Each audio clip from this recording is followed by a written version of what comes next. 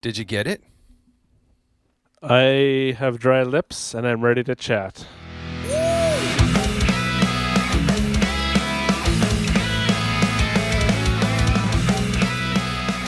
He's got Bonus. lips. He's got lips and he's ready to chat. And he says bonus. Bonus what? Bonus episode. We haven't done one of those in forever. Well, The bonus boner episodes? oh, do I ever? Can't forget those. They were something else. Those are the everlasting episodes. We just spent, I don't know how long. Well, I guess it was maybe like 15 to 20 minutes trying to figure life out. And I think we finally sorted it out. So yay for us. Let's hope so. I mean, if all of a sudden this episode just ends, clearly we didn't figure anything out. We just kept messing around. Anyway, welcome to Growing Up Punk, the podcast about punk rock and all of its friends. My name is David. My friend is Aaron. Hello, sir. Hey, what's up? Nice to see you. Nice to not be seeing the snow outside. Yeah. That I don't have to look out a window. Did you guys get snow? Oh, way too much. Yeah, like on this past weekend? Like the last 2 days. Okay, so we got our snow. Maybe it went to you after us because we got it Saturday night, I think. Okay. Late Saturday afternoon, it started snowing and blowing, and it was one of those snowfalls where I was like, okay, maybe we'll get like a little bit, and then it just kept going. Yep. But it made for wicked snowball snow on Sunday though, and it's pretty much gone now. So I mean, whatever, no harm, no foul, right? Ours is still here and will be here for a bit still. That's too bad. We're gonna be like close to 20 degrees later this week. Oh, nice. So yeah, it'll be the past few years. Now, having said all this, I was looking, and this episode comes out, I think by the time it comes out, it'll be the very end of April. So I don't know what the weather will be like when it's out, but Yeah. at this time, spring has been weird here. I feel like the last few years, like we get really hot in the spring, and then summer is kind of mild. So we'll see if that's what we get. Like I remember the last couple of years, it feels like in May we get a couple days of or a stretch of like near 30 degrees. And then a lot of summer is kind of like the low 20s and cloudy and what have you. I think we may have had a late summer heat wave last year too, but I was also driving across the country. So I drove through a heat wave on my way home, which was horrendous. Global warming, man. Right. Yeah, sure. We could say that. I mean, whatever. I don't know. Me neither. I'm not a scientist. Gosh, I just host a podcast where we talk about music that we listened to when we were teenagers. Except, well, this episode, all of this stuff that I'm going to talk about. Yeah, that's a bit different. Not from when I was a teenager, but from when I was a full-grown adult. Some of the stuff that's on your list, is, if we're teasing it a little bit, is stuff from closer to when we were teenagers anyway. One at least. One at least, yeah. And even then, I feel like it would have been, by the time it came out, I guess maybe tail end of my teenage years. Yeah, so I graduated high school, so. Okay, there you go. But yeah, we're talking about Hopeless Records. This is part one of our two-part look at Hopeless Records. Part two comes next week. And I just finished editing the episode earlier today, so it's fresh in my memory, but it's with Bassie, or James Karajosis of Between You and Me. And he actually this is kind of a side note, he just shared with me, he's in another band that he plays bass in Between You and Me. Probably does some backup vocals, I'd assume, too. I'm not 100% sure. But he plays bass in Between You and Me, and he actually plays guitar and sings lead vocals in a band called Bukowski. And he just shared me like their latest song that's coming out in a few weeks still. But yeah, it's so good. I'm so pumped for that. But the interview with James, that's coming out next week. He shares his 5 favorite releases from Hopeless Records.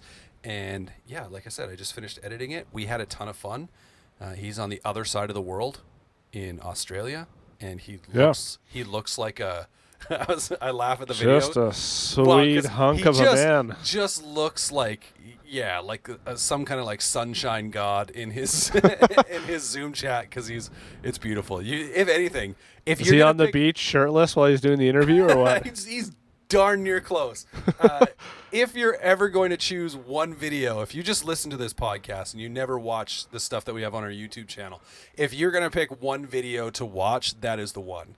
And it was a good time. But this week, of course, is our look at Hopeless Records. We're going to share our favorite 5 releases. Do you remember when you would have first heard about Hopeless Records? I believe it was from a comp, as with many labels. I think it was called Hopelessly Devoted to You. I'm not sure what year it came out, and I mean, it would have had a whole different slew of bands from back then, from a lot of the bands we're talking to now. But they also had like the Sub-City Records, which was kind of a part of the label, and that had a compilation as well. And so I think the first probably handful of releases from them I would have heard would have been the compilations. Right. Okay. So, because I could not pinpoint. I'm just looking up right now to see when Hopelessly Devoted to You came out. Holy crap! Really? 1996. Yeah, well, that sounds about right. Okay. So, like, because for me, like, Hopeless Records, I think I was a little bit surprised when looking at, kind of going through their discography on Discogs and seeing like, oh, they've actually been around for a while, which sort of makes sense because when I first, again, I don't think I could pinpoint, and you'll see by the records that I picked in my top 5, I don't know if I could pinpoint when I heard about the label or really familiarize myself with who was on the label. But I think, maybe there was a part of me that went, oh yeah, they've been around for a while. And looking at this, there's some all right band, like Guttermouth was on that. 88 Fingers Louie, which is interesting because the first song on this compilation was "Hopeless" by Guttermouth. Yeah, so the theme song. I wonder if this is like is this what? No, let's see if this is what started it all for Hopeless Records or not. Like a lot of labels started by doing that, right? Like compilations and various things like that. If I can figure out an internet browser, I could. Year. Let's see what the first release on Hopeless Records was. According to Discogs, the first release on Hopeless Records came out in 1993, and it was Guttermouth, 11 ounces.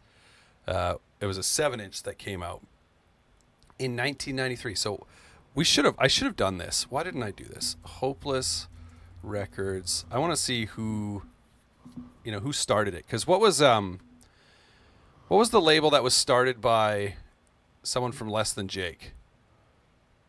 I think Paper and Plastic's a newer one, but was fueled by Ramen. Was it fueled by Ramen? Okay, I think that sounds right.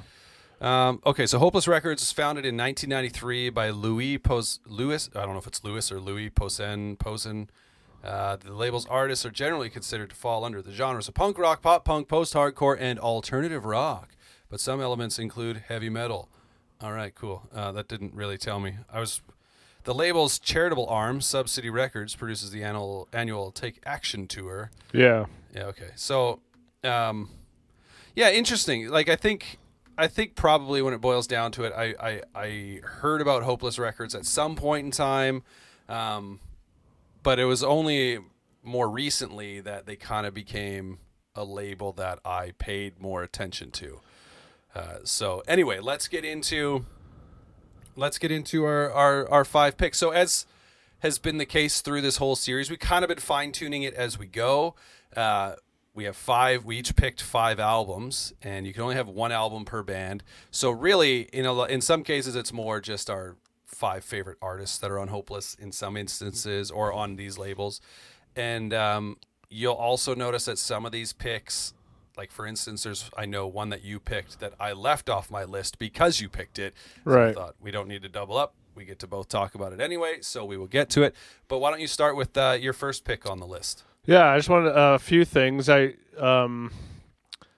feel like with Hopeless, they had a lot of bands in those earlier years, but in the last decade or so is when they got bands that really kind of exploded or were a lot more kind of in the mainstream, so to speak, right. which is kind of unique. I mean, that's not necessarily unique to itself, but like when you say like Guttermouth and some of those earlier bands, it's like, yeah, okay, like those are kind of well-known bands, but not necessarily like Warped Tour staples, and right. So they've definitely really upped their game in the last number of years. I think it's fair to say that they've kind of become one of the labels that's really like pushing or carrying the scene these days. There are a number of them, yeah, but Hopeless I think would be definitely one of those labels that's kind of picked it up on their shoulders a little bit. Whereas I think you're right, like early on and through a lot of those years, they were kind of like a label that was, it seems like they were a label that was there, but obviously when, the scene is being dominated by labels like Epitaph and Fat Wreck, and then we talked about like Vagrant Records and Drive Through and, like all these other labels that over those years that just kind of like were on the next level. Whereas now it seems like Hopeless is kind of, are definitely, Epitaph and Fat are still going, but I think as far as like you brought up Warped Tour and stuff like that, which obviously isn't happening anymore, but like as far as like in the scene, like Hopeless definitely seems to be up there with more of the newer bands and, the bigger bands for sure. I think I'd agree of the current times anyways, but maybe not bigger in comparison to obviously some of those giants that were on things like Epitaph and Fat back in the day. Right. But, and also doing something a little bit different. So, maybe it's more fair at this time to compare Hopeless Records to like a Drive Through Records, or even a Vagrant Records, in the sense that like the bands that they're pushing a lot of the times would probably fall more in line with what those labels were doing, right? Maybe more so than Fat or Epitaph, which of course, like if you want to get into like I always think of when I was in high school going to punk shows and whatever, like the gatekeepers and whatever of this is punk, this isn't punk, blah blah blah blah. Like it's funny because I remember there were almost like different levels of gatekeepers, and the immediate gatekeepers were the fans that were like, oh, all the bands on Fat and Epitaph are okay. But if you're, on Drive Through or Vagrant or whatever, it was always like, those aren't punk bands or whatever. But then it's funny because then like the true punk heads would be like, oh man, the bands that are on Fat and Epitaph are also just like mall punk bands and not cool, right? Like, yeah. There was not really any winning. There was two sides to it. 100%. I often think about what we named this podcast and how often, people are like, would have an issue with, the fact that we're not talking about like, literally sticking to say like either like the hardcore bands of the 80s and in the DC and New York sort of scene, or even like the more crusty stuff. Like, no, we're all over the place. It's that's why I like the word punk, because it kind of encompasses so many things, right? It could be pop punk, hardcore punk, whereas some other things, if it was growing up heavy metal, like to me that like, even though I know there's a lot of subgenres of metal, I don't know, it seems like right away it's just like, oh, Metallica or whatever, right? Sure. But whereas punk, like, and we do touch on, here and there enough, whether 100%. It's a guy like Brian McTernan coming on and talking about a lot of the kind of more old school kind of stuff, like there is enough of that we touch base on. But I think so too, and I feel like I guess I'm not far enough into or familiar enough with the different subgenres of metal, but there's also something about metal that seems where gatekeeping on the whole on the punk side of things, I feel, and maybe it's just because I'm older now and I care less about those things, gatekeeping seems to be like less of a thing now in punk. Like it's just like, very rarely do I see someone, like people now argue if something is pop punk or not versus whether pop punk is punk rock or not, if that makes sense, right? Yeah. Which, I guess is fine. It's annoying too, but I just think it's funny because I don't see that as often now, where people are, getting upset about some band talking about punk rock that's poppier than they are, punk or whatever. And back in the Avril Lavigne, I don't know if you remember that interview where she's like sitting cross-legged on like a couch or whatever, and she's talking about, I forget what she's talking about being so punk rock, but it's just so funny to see and like knowing, well, Avril Lavigne was like straight up pop, but right. It's fine. I don't know why we're going down this road, actually. Well, it's actually a good segue into the first band I'm going to mention. Well, so let's go with it. Let's get into our 5 picks. What is the first one you're going to mention? So the first one is Thrice's The Illusion of Safety, and I say it's a good segue because this is a band, especially this album, that had influences of punk and pop punk and melodic hardcore and even some metal in the kind of guitar playing, and that's one of the things that stood out to me about this band. I remember I believe it was on mp3.com before this album came out, or maybe right when it did, and lots of people were talking about this band, and mp3.com was a big avenue for finding new bands back in the day, and so I went and bought this CD. The next time I was in a major city, still remember buying it, still have it, and just remember feeling just so blown away by just kind of the ups and downs of the record, the melody, the heaviness. It's produced by Brian McTernan, so you know it's going to be a good sounding album and a cool album. And this is a band that really kind of transformed their sound over the years. Again, so touching base in a lot of different genres, and I mean they're a lot different now than they were in 2002 when this album came out. But yeah, this is definitely the Thrice album I've probably gone back to the most, as well as the follow-up to this one. But yeah, there's just something special about this one. Even when I still put it on, it kind of takes me back to that time of discovering bands and hearing something new. Because in 2002, I was still really into, punk and skate punk. And while this had elements of that, like I said, it had lots of other nuances of genres as well, and so it just kind of opened my eyes to like you can scream a bit more on a punk song, or kind of push the boundaries a little bit more, and just an awesome band and a great album that I love going back to.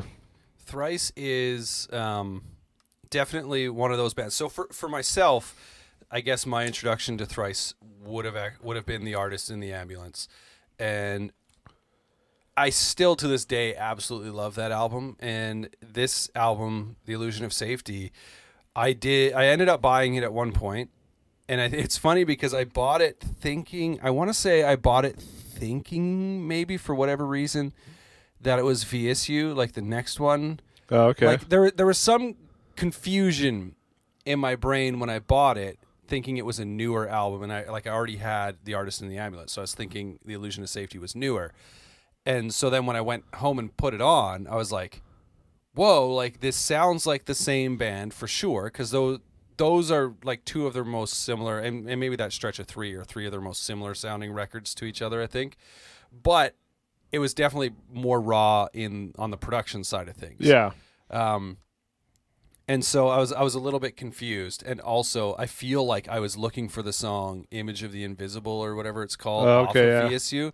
And maybe at that point, maybe I hadn't seen the artwork or something, and I just heard the song. I can't remember, but I remember buying it being like, oh, wait, this isn't their newest album? Like, what's going on here? And but yeah, they're a band for me. I'm going to say this right now. We're going to do an episode on Thrice, because somehow we haven't done an episode on Thrice yet. Yeah, that'd be awesome. And we're going to, because they are a band for me that have produced or like made some of my favorite albums, and then they're also a band that at some point in time I just went, okay, but I've been able to go back to, and I discussed this with Roger Camaro when we did our Vagrant episode, because this is the second time that Thrice has come up now, because he picked Beggars maybe, going back, and so and I discussed it with him and saying like, oh, this record, Beggars, makes me want to go back and dive into those Thrice records that I just kind of wrote off, because they've always been, and obviously they grew in time to become better, but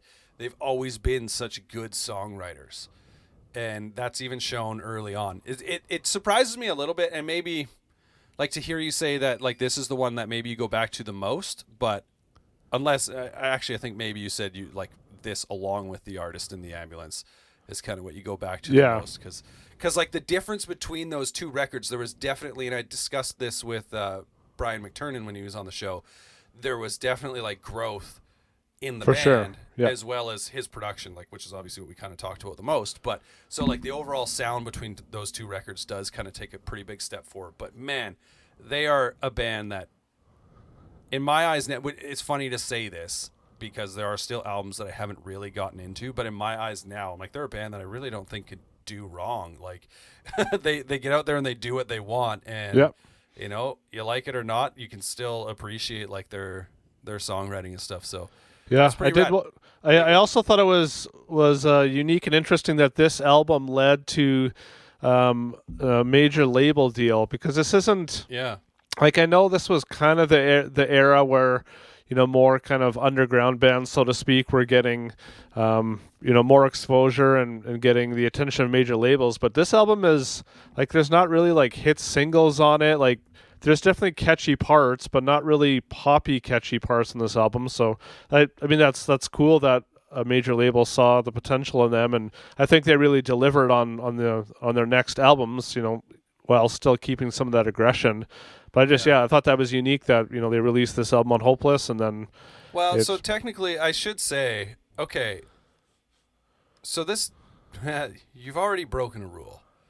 Oh. So this wasn't on Hopeless Records. I'm trying to see if it was on Sub City, and I'm trying to, which, as I read earlier, was like their charitable arm or whatever. I'm just trying to see if they re-released it on Hopeless or anything. But so Identity Crisis was on Sub City, Illusion of Safety was on Sub City, Artist in the Ambulance was on Island and Sub City, so you could have even technically picked that one. Same with VSU was on Sub City and Island. But I don't actually see them listed under Hopeless here, so I'm wondering where. Where they unless they're just listed. I feel like I've always assumed that, or I guess, I mean, it always says Hopeless / Sub City, so. Yeah, well, that's what because I remember seeing Sub City, because as I was just reading about Hopeless here and their, the charitable arm or whatever being Sub City, I was like, oh yeah. But yeah, so I don't know if Sub City was actually the label or if that was just the charity part of it. Because there are other labels that have, because I know Face Down has More Than Sound, which is kind of like their like how they give proceeds to charity kind of thing, but it's. Right, yeah, so like when you search like on Thrice's Wikipedia, Hopeless is listed alongside Sub City, Island, and Vagrant and Epitaph. I just want to see what they're on not on Discogs, on Wikipedia, what their releases are listed as. Doesn't actually say, unless I click on it, I guess, but. It just says Sub City, but they But anyway, I mean, I'm gonna allow it because, much like it was I think it was Russ Rankin when he came on and he had the Propaganda one, which was technically like G7 Welcoming Committee, I think, or whatever. But anyway, But Thrice, man, they're a fantastic band. So. I'm going to jump into my first pick, which would be the album The Love Life by Have Mercy. So this came out in 2019, and it's their fourth full-length record. And it's interesting to me because Have Mercy was a band that at some point in time, I was just like going down a YouTube rabbit hole. And I think there was a song that came on that I really liked, and so I looked them up and found out, I think it was off their first album or something like that. And they had a couple other albums. And I listened to them for a little bit, and there was something about them that I really liked, but at the same point, I didn't find that they necessarily did anything special with their sound. Like they were kind of, another sort of like post-hardcore emo rock outfit that, didn't like they fell in like the pop punk scene in the sense of the bands that they toured with, but didn't really have a straight up pop punk sound. It was a little more mid-tempo sort of stuff. And then this album came out, and I actually forgot about it recently until I was looking through the list. I was like, oh yeah, this one. What did I remember? I remember loving something about this one, and as soon as I put it on, I was immediately like, right, I remember what it is about this record I love. And it is what I picked up on in some of their earlier stuff is just the lead vocalist. His vocals, I don't know how to describe them.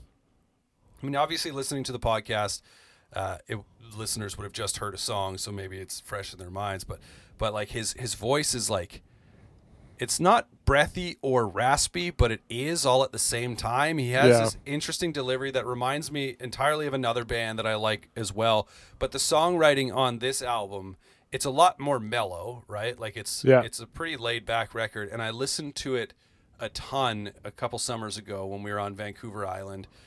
We had driven out, for a summer vacation or whatever. And I don't know if it came out while I was there or if it was beforehand, whatever, but I was listening to it a whole bunch.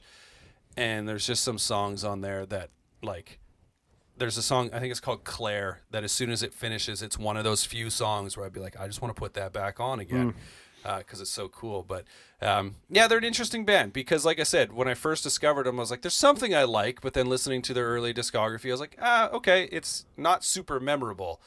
And then I mean, ironically enough, I did say I forgot kind of about this album until going through the list. But when I saw it, I was like, "There's, when taking in so much new music, it's hard to. There's only a few that really Yeah. like, stick forever, kind of thing, right?" So, Yeah. but this record I love. Did you get a chance to listen to it? Yeah, so this was the only one on your list that I don't know if I had ever listened to before. Even, I mean, I knew the name. Yeah. We might have even texted back and forth about this when it came out. Yeah, so I skipped through it today to kind of see what it was like. And yeah, I mean, you kind of hit the mark on kind of the vocals and kind of the different styles. But yeah, when I listened to it, I was trying to kind of think, like, I almost texted you asking, like, what is this considered? Is it like Midwest kind of emo, or is it just rock indie, or Yeah, it was kind of I think for just a broad stroke sort of term, I like indie emo. Like it's definitely on the indie rock side of emo, I think. But even then, it's pretty like, I don't know. I like it. For me, it's really good. Like I just want to mellow out music, right? Like there's some music that I just want to, if I'm in my car, that I just want to crank up. In fact, one of the records we're going to talk about of yours today, as I was listening to it, I just kept like turning it up. And but then there's other ones where I just want to like, okay, I just want something that I can lay down and sort of relax to, right? And so this one, there's a lot of stuff going on, I think, production-wise on this album that I love just laying there listening to on headphones, where I'm just like hearing kind of the different things going on, and just, I don't know, there's a certain kind of mood and atmosphere I think that this record creates. And yeah, I was glad to go back to it, to be reminded of it in doing this episode, because I also think it's one that doesn't really get talked about a whole lot. So yeah, and a pretty unique release for the label too. I don't know if I would really equate kind of chill albums to Hopeless. Yeah, and like I don't know if their earlier stuff was on Hopeless. It was definitely like, it was a little less chill. Like it still had that similar, I suppose, like vibe, but there were more distorted guitars and just kind of straightforward in that sense, as opposed to like on this album. I think they kind of dial that back a little bit, open up some things, like the song Claire, like the main kind of like instrument melody in it is played by like kind of like plucked like strings sort of thing, right? It's like a little more mellow in that sense. But yeah, man, it's great stuff. So what's next on your list? So this is a band called We Are the In Crowd, and their album Weird Kids. I don't know if I had really listened to this band before. I don't think they released anything after. I think they broke up after this one. And every time I go back to this one, I'm kind of like almost kind of surprised that it stands out to me so much, and I don't really know why. I don't know why I kind of listen. Well, I mean, that sounds bad to say. I don't even know why I listened to this band. I just, it's not typically the kind of type of pop punk, whatever you want to call it, that I would normally be drawn towards. Like at times it's, like a little cheesy and maybe a little bit much, but there's some really good standout songs on this album. And I didn't realize it was produced by John Feldman. Whoa. And so I'm just kicking over my. Didn't realize it was. Yeah. So I think that probably did a lot for the band working with John. Right. And it's interesting that the number it was on Rock Sound's 50 Albums of the Year, was on Kerrang's 50 Albums of 2014. One of the songs was nominated for a Best Single for the Kerrang Awards, which again I wouldn't have really put it in that standout-ish of an album to make all those. But so there must have been something special about it. I don't know if it was kind of similar to the Paramore thing that it was riding or what. Like, I'm not saying that as a slight to them or whatever, but it's fairly similar in sound anyways. Which again, I'm not typically super drawn towards. Like, I do like some Paramore albums, but so anyways, I don't know if that really makes sense, but for some reason it's just an album that I often kind of, if I'm scrolling through my old iPod or whatever, every time I see this, I'm like, oh yeah, I think I want to listen to that again. And there's always something that kind of reminds me why I like this album. So it's kind of a random mix of thoughts and emotions towards it, but it's one that keeps me coming back for whatever reason. Yeah. So for myself, with We Are the In Crowd, I never got into this record. I did actually like their one before, which was also on Hopeless, Best Intentions. Which came out in 2011. And I think, like, for me, that was an era maybe it was at the tail end of an era, or it must have been in there of like, I think it's dubbed like neon pop punk or something. Oh yeah, you know, maybe that's why. Yeah, like I love bands like Cute Is What We Aim For, which I think fall in line with this. There were some of those bands that I kind of couldn't really get into, but like Cute Is What We Aim For I loved. Rocky Loves Emily on Tooth and Nail I loved. At least like the EP they put out. Like it was like really like lighthearted, kind of cheesy, you know, bright, hence the neon, I think, sort of sounding stuff. And so this band fell in there, and I think like Paramore was definitely kind of like a part of that. Maybe not straight up like the neon pop punk sound, but obviously played, you know, like got a lot of comparisons these guys did with Paramore simply because of the female vocals on the front end in a pop punk band, right? But this band was, yeah, they were pretty good. Like by the time Weird Kids came out, I think I had kind of maybe moved on from the sound or whatever. Happens a lot, but Best Intentions I was definitely into, and now talking about it, I'm like, yeah, I gotta go back and listen to it again because there is definitely something about it. And like I said, like Cute Is What We Aim For in that kind of same vein and in time is a band that I'll go back to and just be like, oh yeah, I remember what I liked about these guys or what I still like about these guys. But yeah, I was a little, when I saw it on your list, I was like, all right, okay, interesting. Yeah, well, I kind of feel the same way, but it's yeah, that's fine, man. That's fine. So my next pick is potentially, it's going to be up there for newest album on the list. I'm not sure. There's one on your list that potentially came out after or around the same time. Anyway, the latest album from Neck Deep, All Distortions Are Intentional. So this was released in 2020. It's Neck Deep's fourth full-length studio album, and there's kind of some interesting stuff that went into this because I'll read this and just know that I think I've said this before. I was not a huge Neck Deep fan. This is one of those ones where I'm not putting them on the list simply because I love the band and I had to pick an album. There's no question for me that it would be this album, but so I'll read some of this. The band's photographer, Joshua Halling, I think is how you say his last name, recorded bass on all tracks on this album, but he decided not to join the band full time because he wanted to continue being their photographer. Yeah. So that's didn't know that. Cool. Yeah. And I think actually, if I understand this right, so Ben is the lead singer of Neck Deep, and I believe his brother, who produced the album, now plays bass in the band. Oh, interesting. So there's anyway, but it says it's a concept album. Its story takes place in Sunderland, an exaggerated portrayal of society inhabited by lead characters Jeff and Alice. Great. those are two names. What do you want to name them? Jeff and Alice, who together deal with issues. It kind of sounds like they should be on like some 70s TV show or something. Who together deal with issues of love, loss, disillusionment, and despair. The album also marks a significant departure from the band's more pop punk leaning sound featured on their previous albums in favor of a more alternative rock and pop rock inspired sound. And that's what I wanted to talk about specifically with this album, what I grew to love. And I've compared it a number of times to Proper Dose by The Story So Far. Is that The Story So Far and Neck Deep, both those bands were huge in the scene at one point, and arguably obviously still are. Yeah. But their earlier stuff, neither one of those bands really, the early stuff, did anything for me. And when they made these like sound changes and like Neck Deep, you know, saying here, like kind of getting more into the alt rock and pop rock inspired, it's funny because the first single that I remember hearing, I think, was In Bloom, maybe off of this album, All Distortions Are Intentional. I was like, what is this? In Bloom's off the one before this. Is that so? Yeah. Hold on. There was a single, whatever the single was that came out first on this. Now I got to look it up. But that came out first. I was like, what is this? It's not very good. Like I was like, it's okay, but it's not great. And so I didn't have high hopes for this album at all. I want to see if I can figure out. Was it Sick Joke? Anyway, I don't remember what song it was now that I look at the track listing.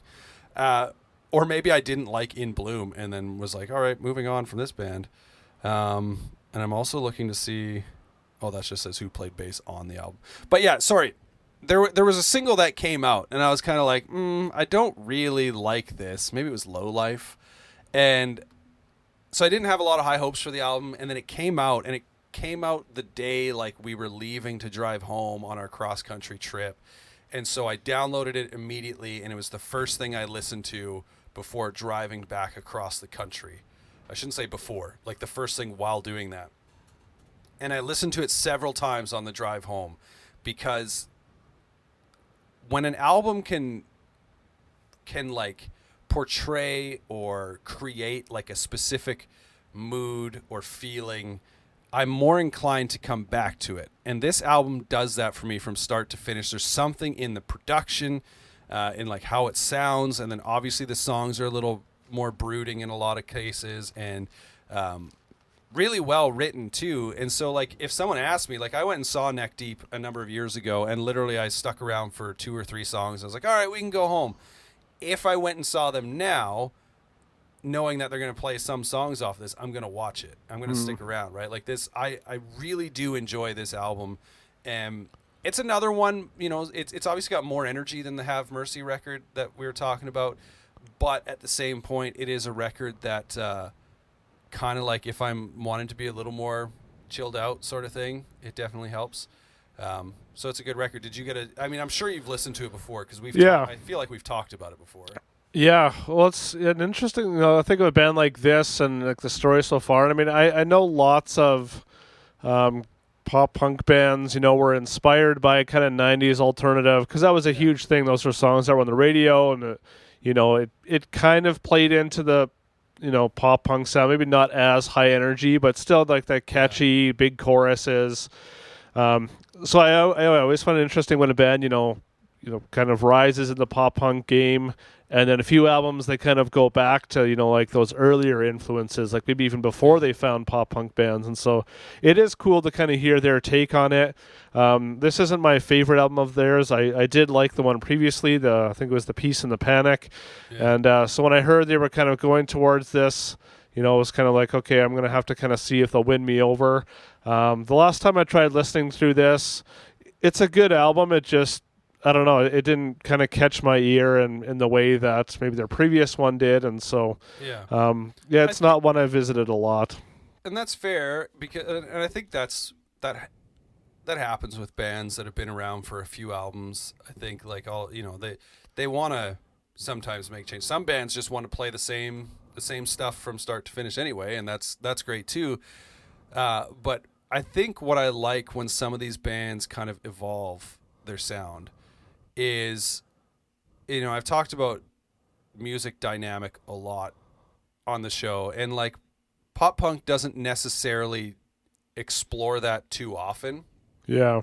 Like maybe on the album they might have a more down song or like a quieter song or what have you, but like within the songs themselves, they don't, it's not, it doesn't happen a ton. And so when these bands, I think, like really kind of, and maybe that's what I've always loved about like emo and post-hardcore sort of stuff, is I like kind of like the up and down that you sort of get a little bit. And, sometimes it's all up, sometimes it's all down, sometimes it's doing both things at the same time. Like, and so when talking about Neck Deep, like All Distortions Are Intentional and Proper Dose by the story so far, I just really enjoyed that they went in that direction, in the sense like, okay, let's explore this a little bit, right? Yeah. And, each band did it differently. Like you brought up the 90s influence, and that's 100%. Like I remember thinking whatever that first single was off of All Distortions, and I was like, but what is this? Like it reminds me of the 90s in a way, but not quite. And, I like to, like, I have this, like fondness in my heart and in my ear for the 90s, and the fact, like that's what I grew up on, right? Like, especially, like 90s alternative on the radio was like amazing, right? And so I often will like romantically look back at these bands, and then you like, dive a little further into some of their libraries, and you're like, oh, they actually weren't that good. They had that 1 or 2 songs, right? Right. But the 90s were great for one-hit wonders. And so when bands kind of like lean into that a little bit, sometimes I am more inclined to like it. But then there are other bands that do it, and I'm like, oh, you just sound like you're trying to, relive the 90s, which is funny. That, I kind of will go back and forth that way. But yeah, no, All Distortions Are Intentional. I'm often like, when someone tells me if they're like, oh, this album by this band is a concept album, I will automatically be a little more intrigued to check it out. I had no idea about this band or this album being a concept album until well after I'd listened to it a number of times. Yeah. And so, I mean, that's kind of neat to find out. I've never like dove into like the actual like story or world they're trying to create with it. It's not, it's not anything that's I've looked into enough that's kind of like, oh yeah, I see what they're doing. It just sounds like they're kind of like writing songs from the perspective of two people, and this is sort of what it is, as opposed to telling a story with a beginning and a middle and an end over the course of an album, right? Like, Yeah. But anyways, let's not get hung up too long on this record. What's next on your list? So this is one, a band that this album was kind of, so the album is called This Is How the Wind Shifts by Silverstein. And this is the album for me that kind of shifted my love towards Silverstein. So up until now, I mean, I was aware of them. I'd kind of listened to them here and there, never really put on one of their albums and listened to start from finish. And so this one came out, and they had recently parted ways with one of their original guitarists, and they had replaced him with another guy. And so that kind of piqued my interest just to kind of see, where that would take them. And this album, like, I don't even really know how to describe it or pinpoint the difference, but I don't know. I put it on and I was just like, this is just really, really good. Like, it just, they'd already put out, 4 or 5 albums before this. So it's not like, they were necessarily reaching their peak, but so I don't know if it was just having some new blood in the mix or whatever. But this album, just when I put it on, I was like, okay, this is more the Silverstein that I'm kind of looking for. It was not necessarily more mature, but it was a little bit, they were doing their sound a lot more, the kind of sing, scream, screamo, post-hardcore kind of thing. On some of their previous albums, some of the songs were really good, and then sometimes it was like, this isn't quite what, even what maybe they want to be doing or what I want to be listening to. But anyways, that sounds like kind of a bunch of random thoughts. Anyways, this album is awesome. I re-listened to it again today. I sent you one song, and just as I was listening through, I was like, man, this is just a really good album. It's super catchy, but it's also, some pretty cool kind of grittier parts. And I don't know, just all the elements they were trying to do kind of did really well in this album, and I've loved everything that they've put out since this one. This album consists of 6 different stories alongside parallel tracks, which I didn't realize that's when I was re-listening today, just trying to kind of see what I could pull out from that. So I thought that was kind of cool. One of the songs being the story, the start, and then one kind of being the end of a story. Cool. Yeah. And so yeah, you were just mentioning concept albums, yeah. which again I don't get super into because a lot of the time the concepts, I feel like a lot of concepts albums mean a lot to those, like to the band putting it together, but at least for myself, when you think of like Coheed and Cambria that we talked about a few weeks ago, and some of those concepts I'm just like, this is over my head. Like I wouldn't even know how to connect with a concept like this. But I did think that was cool, how like one song's kind of the start of a story, the next one's the end, and even in the dynamic of the song, it kind of shifts around a little bit. And so maybe the title is a really good way to describe this album. But yeah, really like this album and really like this band. So you're telling me the title of this album is not a fart joke? Well, I can't guarantee it. That might be a good concept album, but so Silverstein. It's funny because they're a band that I've been familiar with for a long time. Yeah. But I don't think I realized until just these past few years that they're a Canadian band. Oh yeah. There are specific bands that I can remember being into, even back in the early 2000s and kind of moving on, that you were fully aware that they were Canadian bands. A number that we've talked about on the show, obviously like Moneen and Grade and Alexis on Fire. Grade was a big surprise one where when you hear people talk about how influential they were, kind of going like, really, like that Canadian band Grade, like what? And like influencing all these other kind of, bigger bands that would come down the road. That always surprised me. But Silverstein was one that I was never aware until, I don't even know when it was. Like it's possible that it was when you interviewed, it had to have been before that, but you interviewed, who'd you interview from Bill? Well, he contributed to our quarantine episode. Yeah. I was gonna say, I just remember seeing it because I think his Instagram handler was like Bilverstein, I think. Yeah.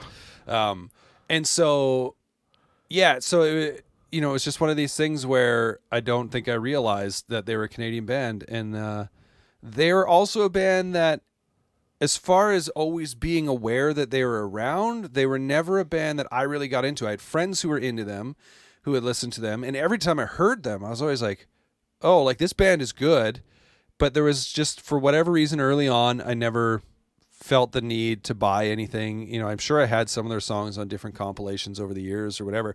And so you sent me the one today. You're like, just listen to this one. And yeah, man, like that band can go, like it's one of these things where, I suppose it's just one of those things where there's just so much music out there that you're gonna always miss out on stuff that's like actually really good for one reason or another, right? Like, and I don't know if it's, for me, if it's because I had, another band that kind of filled that void in my musical journey, or what the case was that was doing that, like, or, if at that time when that band was getting big, I was more into, like Thursday and like the Used and stuff like that, right? Yep. Like that's what was filling my singing and screaming sort of niche, I guess. I don't know. But yeah, man, these guys, every time I hear them, I'm always like surprised and going like, why didn't I get into these guys? But then still I go, I'm like, I listen to it and then, I don't come back to it. So I don't know what it is, but yeah, it was kind of what's unique about them as being a Canadian band is they gained a lot of exposure on their first release on Victory, When Broken Is Easily Fixed. And so they had a lot more opportunities in the States and touring, kind of globally, whereas a lot of Canadian bands, like, they really focus on Canada and, touring Canada because it's a big country. But I think with them, and being from Ontario, it almost kind of seems like bands from out there, it's kind of their own little thing. They're closer to the States. It's a lot bigger centers around there. So some of the bands, even like you mentioned, a band like Grade, doesn't make their way this way. Even Sum 41, like, I don't remember them really coming through Western Canada very much at all either. Again, they blew up pretty quick and were able to tour, a lot more globally as well. Yeah, the only times I can remember Sum 41 coming this way was when they would be on like Edgefest or like tours with those bigger bands. Like I don't remember them. I'm sure they have, obviously, but I don't remember anytime thinking like, oh, Sum 41's coming and headlining a show out here, right? Like, once they kind of blew up, like Half Hour of Power, it was game over after that, right? Like, like that was kind of the one where I'm like, oh man, these guys are awesome. And then Does This Look Infected? Is that what came out next? Half Hour of Power was All Killer No Filler after All Killer No Filler, that's right. And so when that came out, I think that's probably when they were on Edgefest, and it was like, that was the only time I remember them coming out this way. But it is what it is. Well, it's cool to see Canadian bands because it isn't always the case. There are some that really struggle to break out in the States, and then some just at the right time just blows up, and then people don't even really realize they're a Canadian band. So we've gone from, so I spoke about a Welsh band, and then you spoke about a Canadian band. And so I'm going to stick to the British Commonwealth with my next band. Let's do it. We're going to keep on Years. theme. Here we go. Yeah, between you and me, everything is temporary. So this album, of course, Between You and Me, James is going to be on next week's episode. And so I'm not just including this on the list because of that.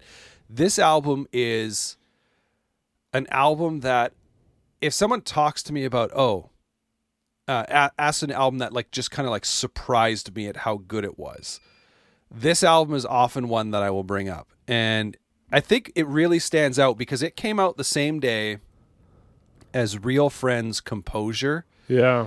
And I was super excited about Real Friends' Composure because I was a big fan of Real Friends at the time. And this came out the same day. And I remember seeing they were on, what was the name? They had released a song on, is it Dream State, I think is the name of the label. I'm not sure. Is that what it's called? No, hold on. I want to figure out that name. Yeah, I don't think is it Dream State? Is that what it is? There's a label that's I don't even know where they're from. I don't think it's Dream State though. When Oh, yeah. No, that's a band. Oh, Dreambound. There we go. Dreambound. Okay. Label Dreambound. I was like, I can picture their logo. It's like a moon and some stars. And so they had a song that came out on Dreambound, and I remember hearing it and being like, dang, these guys are pretty good. And so the name Between You and Me stuck with me. And then I found out, like, I saw this album come out, and I was like, okay, cool. I added it because, I don't remember how I first heard that it was coming out because, I had no idea that they'd signed to Hopeless or anything like that. And I think maybe I had looked at like some like release date website or something and saw it. So I added it, pre-added it or whatever. And listening to it that day alongside Real Friends, and I was like, I'm enjoying this album way more off the top than I, anticipated that I would, because I thought I was so excited about Real Friends. And there's just some songwriting things on that album that I think are just like really clever and a lot of fun. And they are a fun band. And obviously, like, I've gotten to know James a little bit over the years, because it all started because we talked about this album. Wait, not you and I, but Jordan and I way back in the day. Yeah.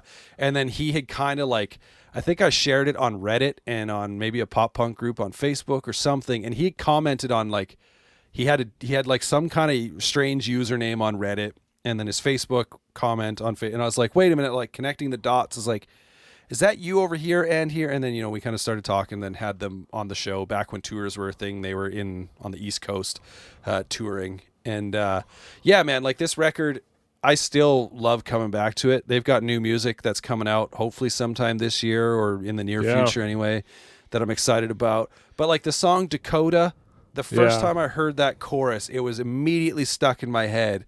And it's a ton of fun. It was released in 2018 and is their debut full length. They haven't had a follow-up yet. They've had, one or two singles come out since then, but super looking forward to what they're going to do next. Was this one that you ever, did you give this one a listen? Yeah, so I remember listening to that original review that you and Jordan did, and then your interview with him. I listened to the album. I really liked it.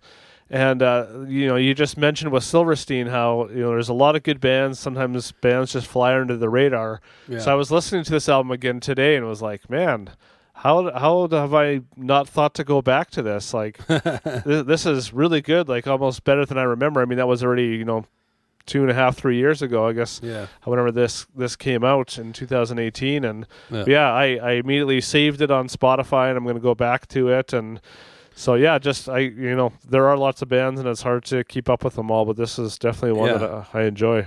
I was going to say another connection to Silverstein is that Bill from Silverstein and James from Between You and Me were both on the quarantine scene episodes. Oh, yeah, right on. So, but what's next up on your list? Let's go with, so this is the newest one, a band called Ground Culture, and their album How Well Do You Really Know Yourself, which came out last year, 2020. It didn't make my short top list, but I think it made my extended list. So you had mentioned with, what band was it? Maybe it was with Thrice or... I can't remember which one it was, but just where bands, or maybe with Neck Deep, where bands kind of, are influenced by, older bands or come back to it. That was Neck Deep, yeah. Okay, yeah. So this is, as far as I know, a newer band. This is the first time I heard of them, and I'm not even sure where I first heard the song, but as soon as I did, it just grabbed my attention. And as I listened through the album more, I kept hearing more influences that I really enjoyed. So I was really kind of skipping through it again today, and I'm not even really sure what to categorize this band as. Like at times it really reminds me of kind of 90s kind of hardcore, like bands like Snapcase. Sometimes there's almost like new metal influences, but not like annoying new metal, kind of like the bounce. There's a few songs today, it's like kind of like the bouncy songs, the riffs. There's no such thing as annoying new metal. Get your head out of your ass. No. I think it's all, wow. I think you're but wrong. It's just kind of, I don't know, those kind of those kind of simple riffs that kind of get stuck in your head that a lot of like new metal bands used, but the vocals, are definitely a lot more raw, and so at times it's kind of hardcore, sometimes it's poppier. I don't know. And there was a few people I sent this album to that were kind of like, I don't know if I can really get into this, and I was like, really, like this is so cool. I thought you would really like this. So I do see that there are maybe some influences or sounds on the album that aren't for everyone that might be into kind of hardcore, melodic hardcore kind of stuff. But I don't know. I'm really excited to see and hear more of this band, and just a really kind of unique album. It's an interesting pick because as I was going through it today, that was my immediate thoughts. I mean, I think, listened to this because when I looked it up, I was like, oh, I remember. Yeah, we talked about it before. And it's got striking artwork. Like, the artwork is memorable, so good on them for that, right? And then also, like, it was in my, my Apple Music library or whatever. But as I was going through it, I was like, oh, 100%, like, hardcore and new metal is what I'm hearing here. And it's not like, for me, the new metal isn't subtle in any way.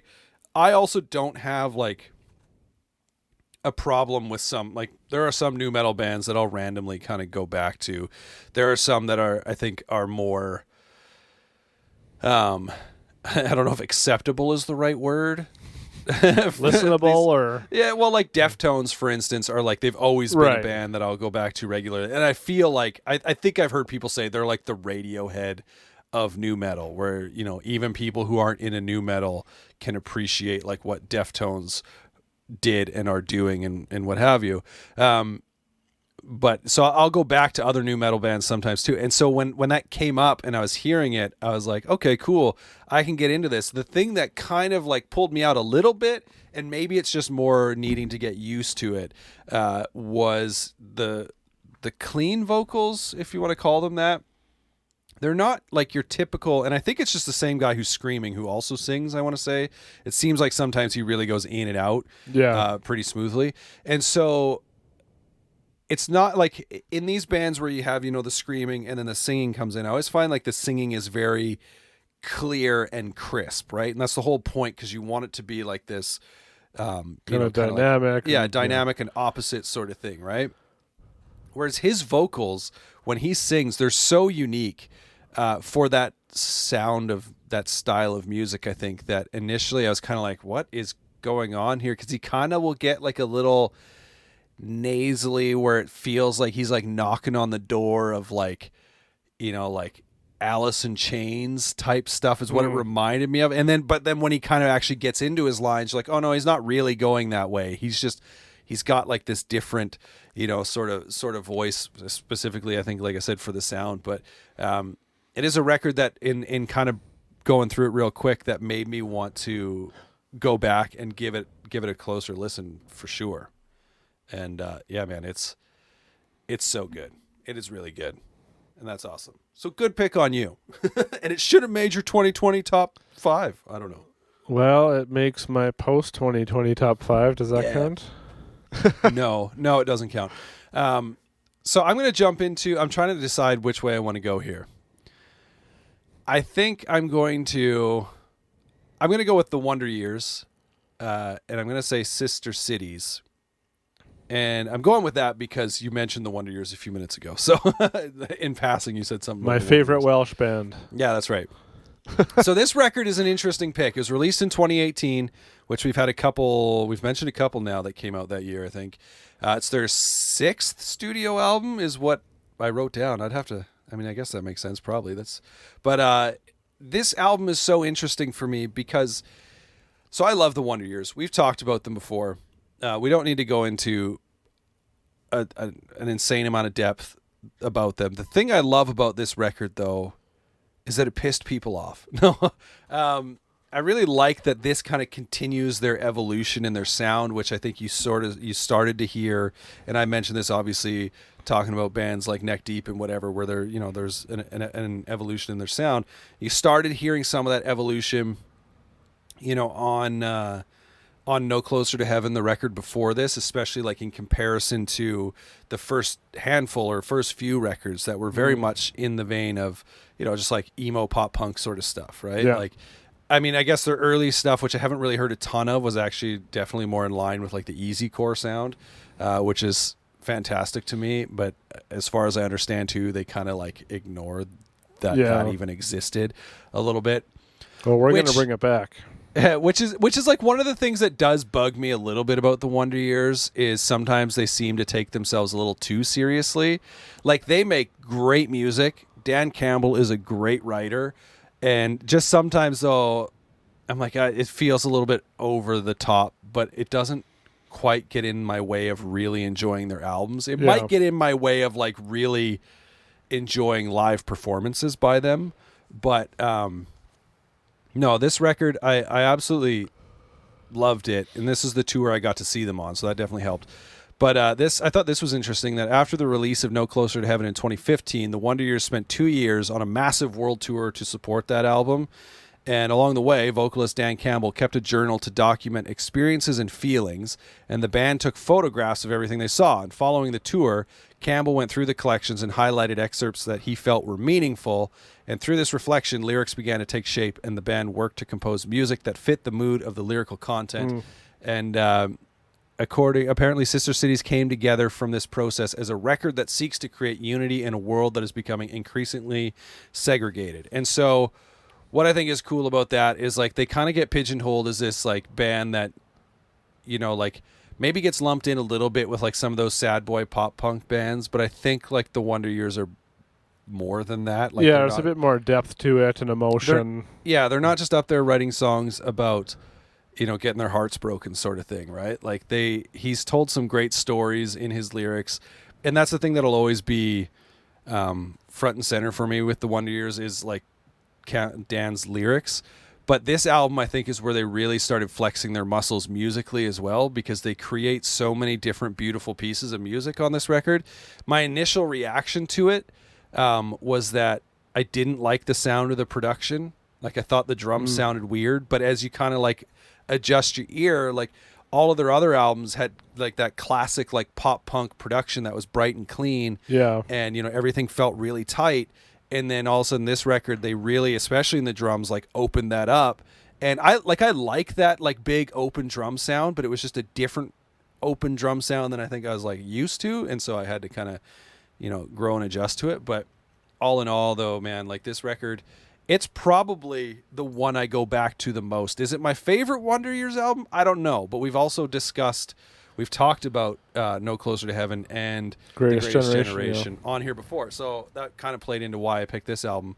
But yeah, man, I'll still go back to this one regularly. And like this is kind of like a little nerd side tangent, is I pre-ordered this album on vinyl, but I just went with like the basic pre-order. They had this like deluxe edition that came with all this crazy stuff, but even like the basic vinyl pre-order came with like a thick like glossy book with a lot of these photos. That's awesome. in it. And it came with like some extra like postcard sort of things, which I think unfortunately I gave to my kids and they no longer exist.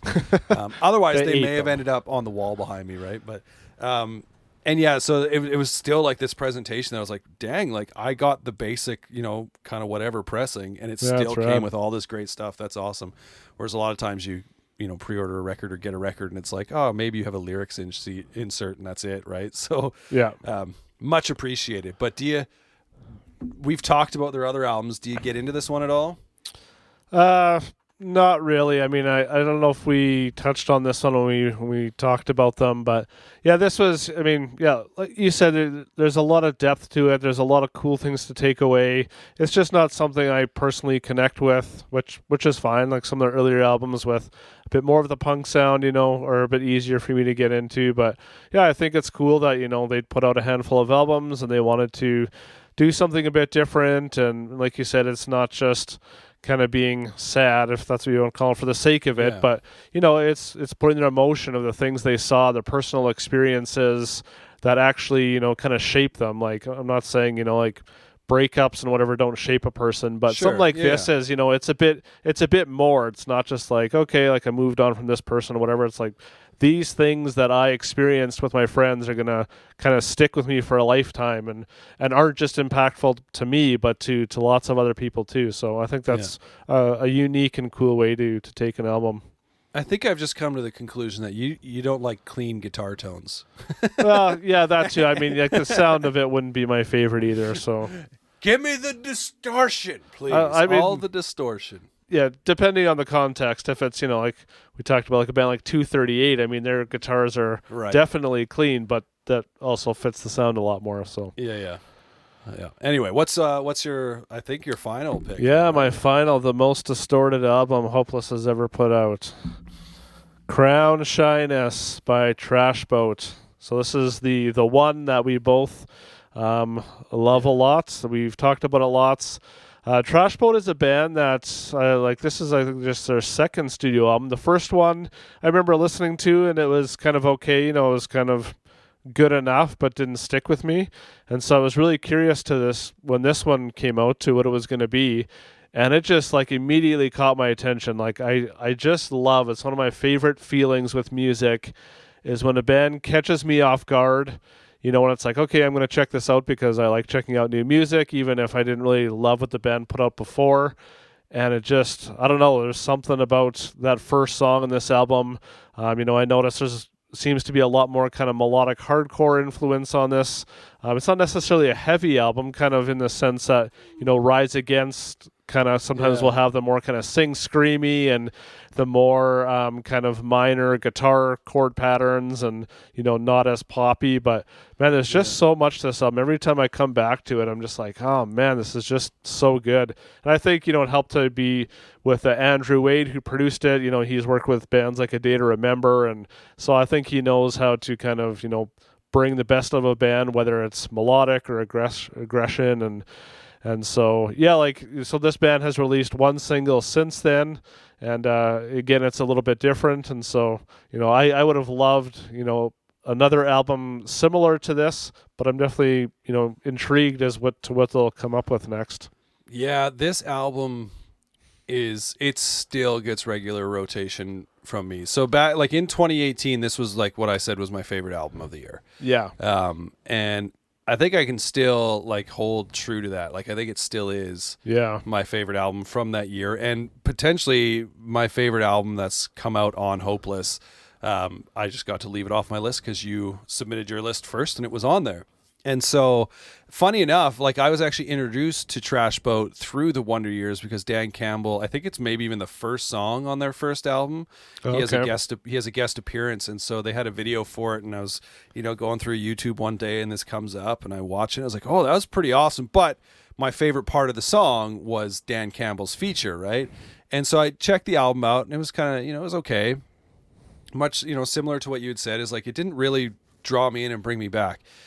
And so I didn't really have a ton of like expectations for this album.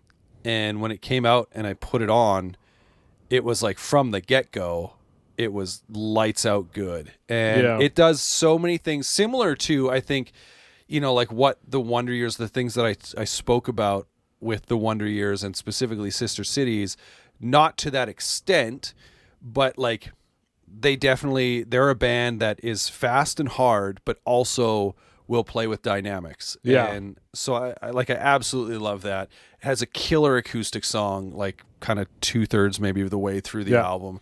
There's so much. The only thing about this song, and it's not even that I don't like this, it's just like every time I'm like, oh, it's over. It's like the second last song feels like it should be the closer because they have this like, I think it's the second last song, a sound effect of like a door slamming at the very end of it. So it feels like final and like that's the end of the record. And then it goes into the closing song.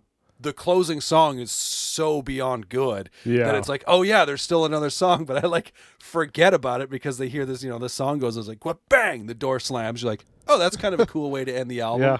Oh no, it's not done yet. They're about to get so much heavier and bigger and crazier. And their new song, I think it's called He Was a Good Boy.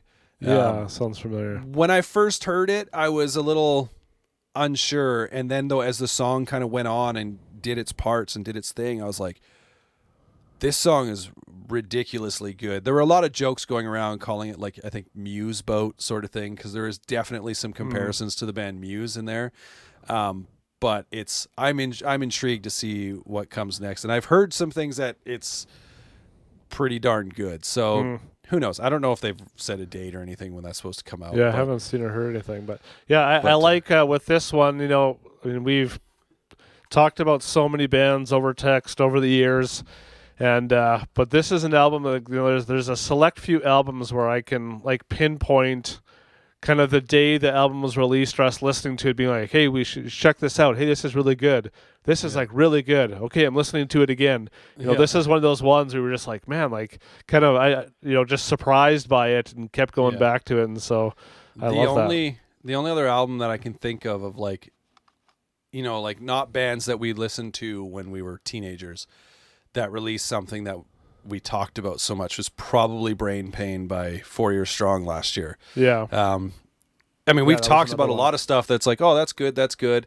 But like one that we just like, I think both kind of kept going back to, that was for sure. Yeah, definitely. But Trashbot has stuck around, and it's still such a great album. So my final pick is the album Breathe by Tiny Moving Parts. This was released in 2019. It's their 5th studio album, but so far it's their first and only one on Hopeless. I'm assuming their next one will be on Hopeless. Yeah. But Tiny Moving Parts, they are a band. This kind of thing has come up a few times on this episode where, you hear a band and you're like, oh, they're really good. I don't know why I'm not more into this band. Tiny Moving Parts is an example of a band where I had to keep reminding myself, I really like these guys. I should listen to them more. Yeah. And it's this weird thing because I know when I first heard them, I was like, dang, that's awesome. Like, that's really good.